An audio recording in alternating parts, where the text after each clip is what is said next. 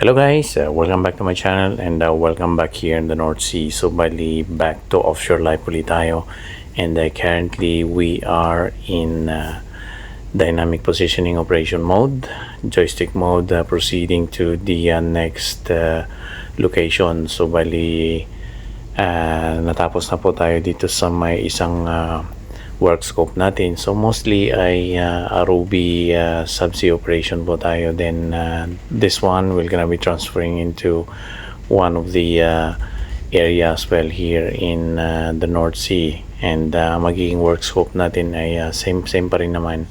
At ito po makikita po ninyo ay proceeding tayo dyan. Ginawa na lang natin ng ruta which is going to the next spot.